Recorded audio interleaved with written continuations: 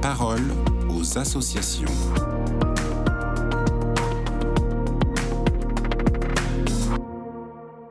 Bonjour à tous, bienvenue dans la parole aux associations. Aujourd'hui, je suis avec Claire Legrand. Alors Claire, bonjour, vous êtes chargée de mission des couloirs humanitaires à Sant'Egidio et un programme a été mis en place en France depuis 2017. Est-ce que vous pouvez nous expliquer plus en détail comment il est né ? Tout est né suite aux nombreux naufrages en mer Méditerranée. Dès début 2015, Sant'Egidio s'est exprimé à plusieurs reprises, en France comme à l'échelle européenne, pour dire combien il était inacceptable de voir tant de personnes mourir d'espérance.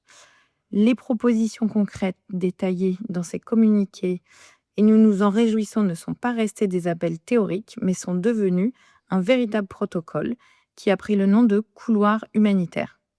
Donc en France, ce protocole a été signé une première fois le 14 mars 2017 à l'Élysée, entre Sant'Egidio et le ministère de l'Intérieur, le ministère des Affaires étrangères, la Fédération protestante de France, la Fédération de l'entraide protestante, la Conférence des évêques de France et le Secours catholique Caritas France.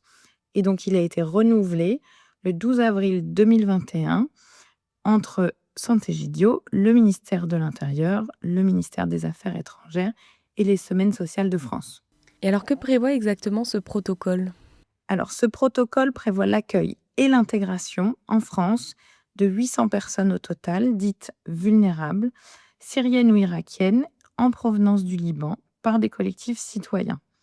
À leur arrivée à l'aéroport, les familles sont accueillies par les collectifs et les bénévoles de Sant'Egidio, et notamment les nombreux jeunes pour la paix de Sant'Egidio, avec toute la chaleur et la fraternité due à des personnes en exil et traumatisées par la guerre. Des applaudissements, des fleurs, des discours sont prévus à chaque arrivée. Le soir même, ensuite, les familles se rendent dans leur département d'accueil avec les bénévoles qui les accueillent et commencent un parcours d'intégration. Donc, pour les mineurs, c'est l'inscription immédiate à l'école. Pour les adultes, l'apprentissage de la langue française, bien sûr. Et une fois le statut de réfugié obtenu, l'intégration progressive dans le monde du travail.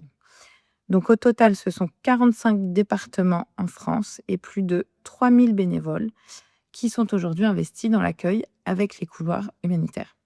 Et alors quel bilan tirez-vous après 8 ans d'existence ? Cette initiative de la société civile, entièrement autofinancée, on précise, et les histoires de ceux qui sont arrivés nous montrent vraiment qu'il est possible non seulement de sauver ceux qui risquent de tomber entre les mains de trafiquants d'êtres humains, mais aussi de mettre en place des parcours d'intégration réussis. À l'heure où sauver des vies humaines semble toujours plus urgent, le modèle lancé par Sant'Egidio a vu grandir la solidarité grâce à la générosité de nombreux Français et à leur engagement volontaire et gratuit. Et avec le temps, les couloirs humanitaires sont devenus une bonne pratique qui est reconnue internationalement, et on en est très fiers, et un modèle reproductible pour l'ensemble de l'Union européenne, ce qui est très important. Ces couloirs existent d'ailleurs en Italie et en Belgique. Dans une période marquée par la multiplication des guerres, elles sont véritablement une réponse concrète pour des personnes et des familles vulnérables qui ont le droit d'être protégées et à qui il faut offrir la vie et l'espoir en l'avenir.